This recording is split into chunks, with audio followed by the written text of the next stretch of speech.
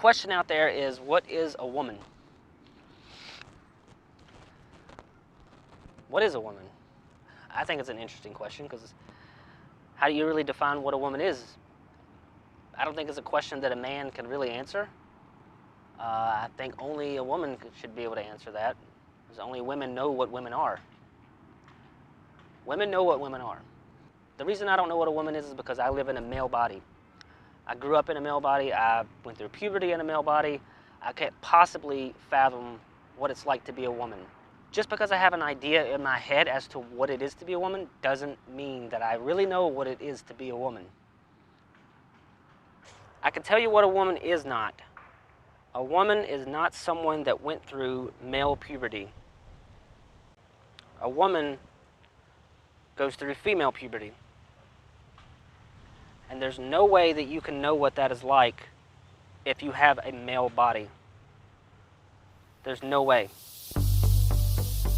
That's the science of it.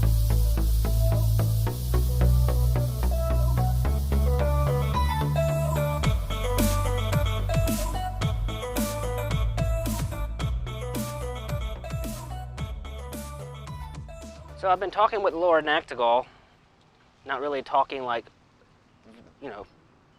like the normal talk.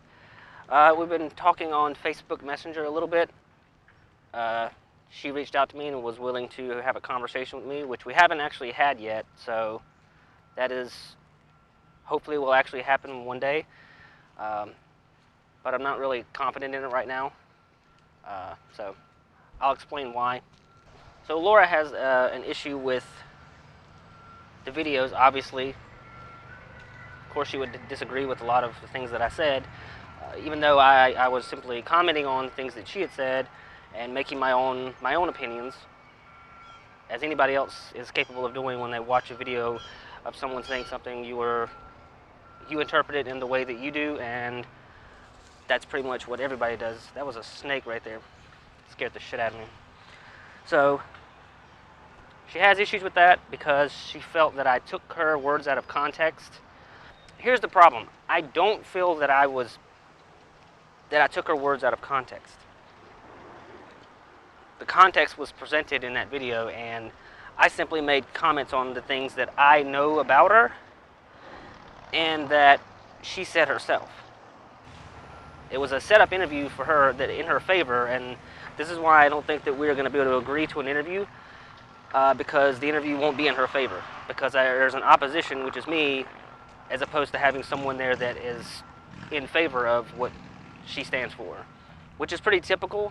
And which is one of the issues I had with the conversation, was that it was very biased. They were all pretty much softball questions that just make it easy for them to have a discussion about it, as opposed to, someone there that disagrees with them. Holy shit, that scared the shit out of me. That was two very big snakes. I wonder if you can see them. Luckily, they're black snakes, so there's no copperheads here then. So hooray to the black snakes. No copperheads, but you did scare the hell out of me. Yeah, there he is. This is making me nervous now, filming around here.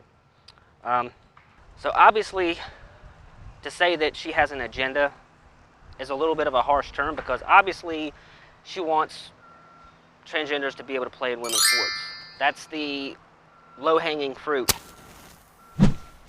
I get that part, and that's mostly, I think, what she had issues with, that I painted a picture that she was trying to destroy women's disc golf, and I don't think she's intentionally trying to destroy women's disc golf, and I don't necessarily think that she is destroying women's disc golf, but she's not helping it.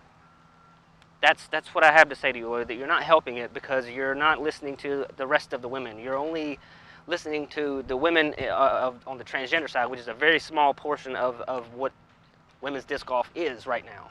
And I'm not trying to put you on trial, to use your words. You're not on trial. This is not an interrogation. It could easily look like that and feel like that because of your stance versus my stance.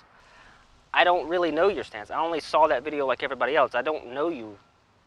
And you have to convince me of those things. You're in a position where you have to make sure that everybody knows what your stance really is. And in that video, you didn't really do that.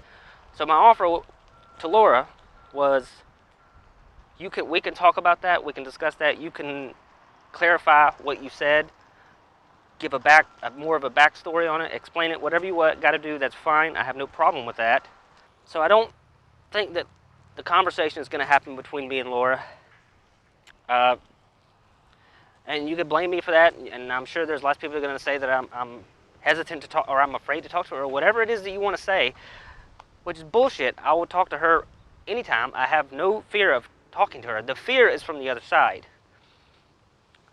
Because after the little bit of conversations I've had with her, just in messaging, there's a lot of dodging of questions. There's a lot of refusal to answer a question. Is the earth flat?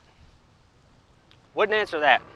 Laura shared with me a video that I'm going to link below that you can watch that talks about the differences between male and female brains and an array of other things, and how certain protein strands, it's far too complicated to explain. You'll just have to watch it, and probably watch it 2 or 3 times like I had to actually kind of even grasp even a small portion of it.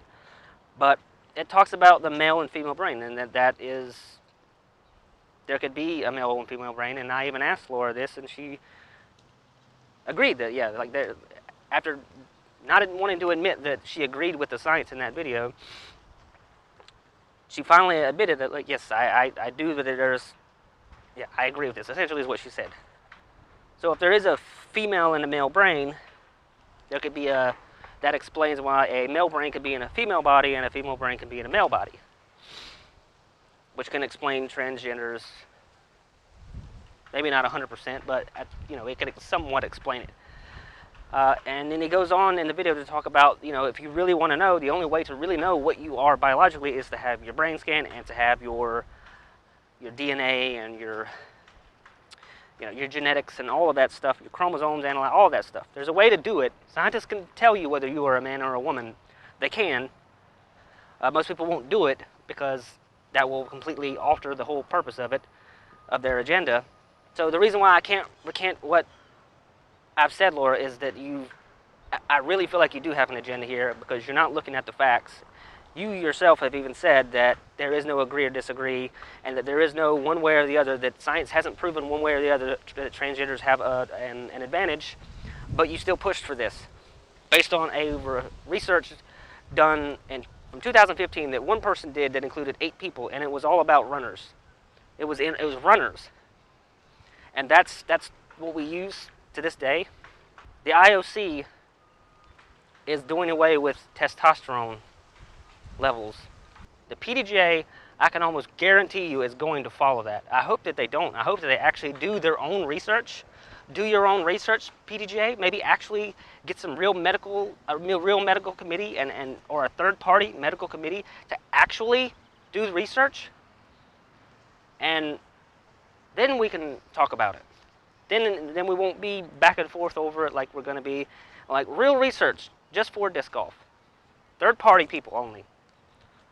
There is a way for transgender women to play in women's divisions. Hear me out. So say you have your FPO. Your advanced FA 40, FA 50, all those divisions that are all gender protected, women only. Why not have a subset of those divisions? In that division, you would have 2 of them. You would have the FPO, and then you'd have the FPO plus. So in the FPO plus, that would be like the inclusive. There are all these women that don't think that there's an advantage for transgender women, so they can play in the FPO plus division with the transgender players. And the others, if they don't agree with that, they can play in the FPO, the regular one. The one that's supposed to be gender protected, the one that's supposed to be just for biological women, like it has always been in every sport ever and ever for the most part, up until 2000s or whenever it was. That would be an experiment in and of itself, because you would get to see how that played out. You would get to see those women playing in that division that think, oh, well, there's no advantage. You would get to see whether there actually was. When they start losing too much, or they're not placing like they want to, or they're missing out on this because of this person beating them, you would be able to see fairly what they really think. You're not forcing anybody to play against someone that they don't feel is fair, and that's the problem that I have with it, is they're being forced. There's no option. You should have the option to play against someone that you feel deserves to play against you. Absolutely. And that's not just limited to just the FPO. You do it with every female division. Have that subset and let the ones that think, I'm not gonna be like that. You think that you're being bigoted by refusing to play against them? Okay, well, go play against them, and then we'll see down the line whether or not that holds up. And as far as the women that don't want to play in it, I don't think women are bigots. I don't think there's any bigotry at all, but by a woman saying that I refuse to play against a biological male. We know they're biological males, otherwise they wouldn't be transgenders. That's just a fact. We're not talking about intersex. We're not talking about Klinefelter's syndrome. We're not talking about androgynous. We're not talking about any of that stuff, and we're not going to talk about any of that stuff simply because that does not apply to this. We're talking about transgenders only. That's what we're talking about. One thing at a time here. We're not going to drag in other people's lives and things that don't have anything to do with what we're talking about. We're talking about transgenders, and that's it. Someone that transitioned from one sex to another, and now they identify as this gender. Put it simple. I'm sure there's better ways to come out of this, but this is just raw, just something that I've been thinking of for a while. And as opposed to having a different division where it's just one division, when I believe that there are different skill levels of people, even in transgenders, there are different skill levels. Some are going to be really, really good. Some of them are going to be not as good. So there's no reason to like segregate them into just one sole division when there are a variety. That's what I'm saying, is there's a variety of skill levels with anybody, whether they're male or female or transgender. And this whole argument of, well, there's already a division, the mixed pro open, that's absurd. Who in the hell would think that anybody coming into disc golf brand new that is a transgender is automatically qualified to play in the mixed pro open, or should have to? I think that's bullshit. That's forcing someone to play in a division that they don't want to is not really cool, especially when that division is unfair. The divisions have to be broken up by skill level. I don't think ratings are accurate at all, so throw that shit out the window. I mean, you can still keep them what they are, but nobody really agrees or understands the rating system that well. And yeah, that might not be the best solution. That may be a stupid solution. I don't know. No one knows what the solution is. That's the whole point of this, is there's no solution right now that is exactly perfect. Which is where I say, why are we implementing a solution when we haven't come up to a solution? We already have one in play that's not fair. It should be suspended until further notice.